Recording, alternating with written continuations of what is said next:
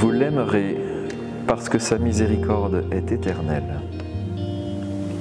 Il met les choses bien dans le bon ordre, c'est-à-dire que souvent notre mentalité religieuse, elle est de dire, ça c'est en nous, c'est dans l'être humain, je vais faire des choses pour que Dieu soit gentil avec moi.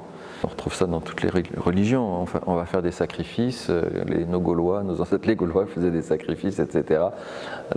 Beaucoup de religions polythéistes, c'est ça.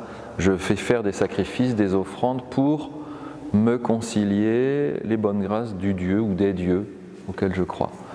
Et le Père Guérin, il remet bien les choses dans l'ordre parce que Jésus est venu complètement renverser cette mentalité-là, cette relation à Dieu, parce que ce que nous faisons ne change rien à l'amour de Dieu pour nous, à la miséricorde de Dieu pour nous. La miséricorde, c'est ce cœur, cet amour du cœur même de Dieu. C'est l'idéal, l'absolu, l'amour parfait qui nous vient de Dieu. Et donc, ce que dit l'abbé Guérin, c'est oui, vous aimerez Dieu, à la mesure où vous allez entrer dans cette compréhension profonde que, avant même que vous aimiez Dieu, avant même que vous connaissiez Dieu, il vous aime totalement, infiniment, sans condition, sans limite. Et donc, jusqu'à mourir sur une croix pour chacune et chacun d'entre nous. Donc, je ne suis plus en relation avec Dieu, je ne suis pas en relation avec Dieu en cherchant à me concilier ses bonnes grâces, en faisant des efforts pour que Dieu soit gentil avec moi, en faisant des efforts pour qu'il m'octroie telle ou telle chose que je lui demande.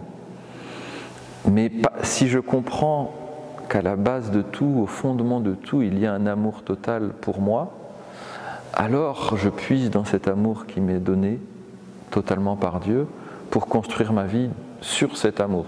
Et donc j'essaye d'avoir une vie qui soit belle, qui soit juste, qui soit honnête, qui soit elle aussi une vie miséricordieuse, en résonance, en harmonie avec cet amour de Dieu.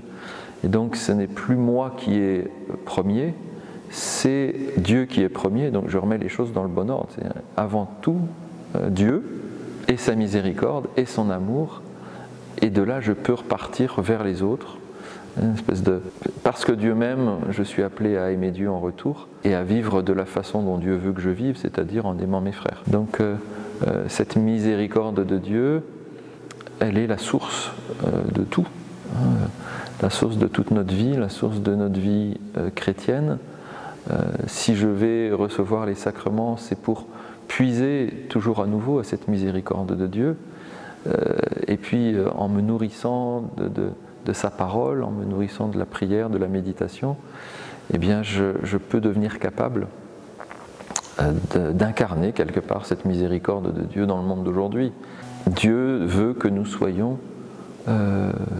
ses bras, ses mains, ses yeux dans le monde d'aujourd'hui. Et donc le temps du carême, c'est aussi l'occasion pour nous de nous interroger sur comment, d'une part, je vis de cette miséricorde de Dieu, comment ça me nourrit de me savoir aimer totalement et sans condition. Dans les moments les plus difficiles de notre vie, parfois on a peut-être le sentiment qu'on est seul, que personne nous aime, qu'on est rejeté, etc.